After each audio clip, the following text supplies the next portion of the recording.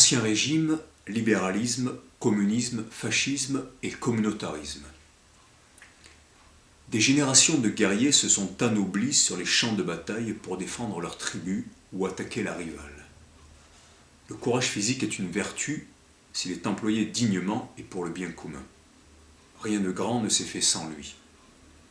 On mute mentalement et génétiquement par des actes fondamentalement nouveaux, en puisant de multiples façons dans les infinies réserves de notre être, par l'effort poussé plus loin ou le lâcher-prise réel, par le jeûne qui réveille des gènes dits préhistoriques, et on transmet cette évolution.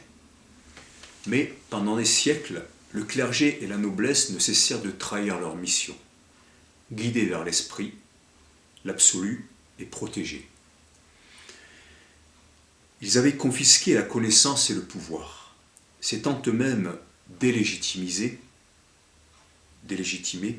il était légitime que la troisième caste ou classe, celle des commerçants et des dirigeants d'industrie, veuille prendre leur place.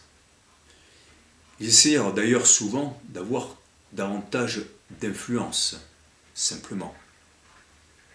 De droit sur les affaires publiques et la marche des royaumes et empires en vain.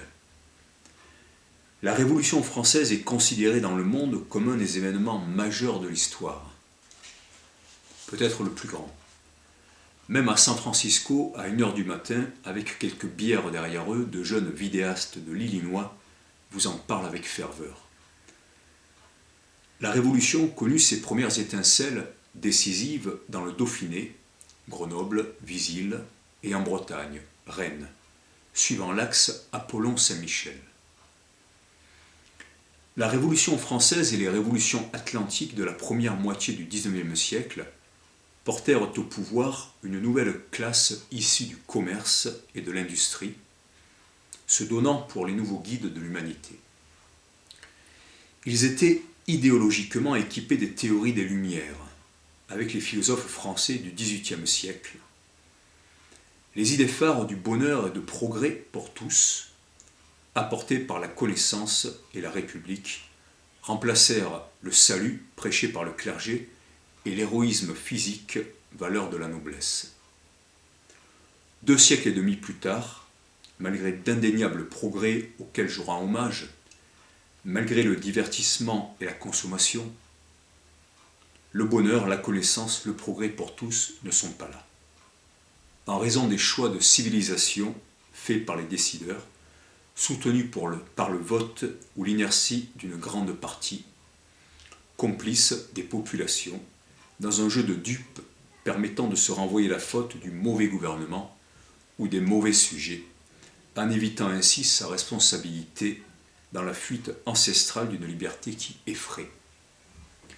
La folie, c'est faire toujours la même chose et s'attendre à un résultat différent, a dit Einstein.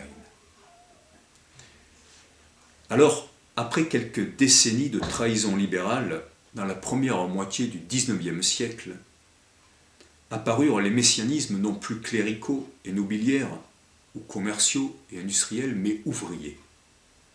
De la 4e classe ou caste, les Shudras en Inde, les travailleurs prolétaires en Occident. Le socialisme scientifique de Marx et Engels promit la fin de la dualité de la lutte des classes dans l'effondrement du capitalisme, en même temps que la fin de Dieu, avec l'avenir que l'on sait. On n'a jamais appliqué le communisme véritablement, se défendent ses partisans. Les libéraux, les cléricaux, les aristocrates disent de même « laissez-nous faire ou laissez faire la nature et un ordre parfait s'instaurera ». Aujourd'hui, on revient avec l'ère du Verseau à une nouvelle forme de théocratie, non plus hiérarchisée, mais partant des fidèles eux-mêmes.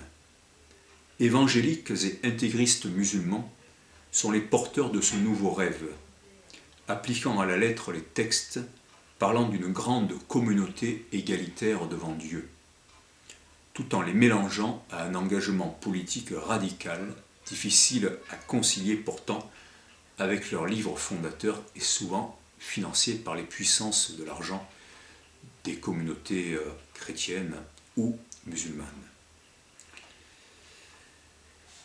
L'historien de l'art Ananda Coomaraswamy l'avait dit au début du XXe siècle. Dans le monde qui est le nôtre, les marchands dictent leur comportement aux rois et aux philosophes. Il en savait quelque chose, il enseignait à l'université de Chicago, fondée par le pétrolier Rockefeller. Et je me rends compte que dans ce chapitre, j'ai oublié de parler d'une autre idéologie dévastatrice, qui est le fascisme, qui est l'idée que en fait, c'est le national-socialisme qui défendrait à la fois contre le communisme, contre le capitalisme, et éventuellement contre le communautarisme, c'est-à-dire le pouvoir donné à des représentants soi-disant d'un peuple qui a toujours raison. Voilà, avec derrière des idéologies souvent raciales ou identitaires.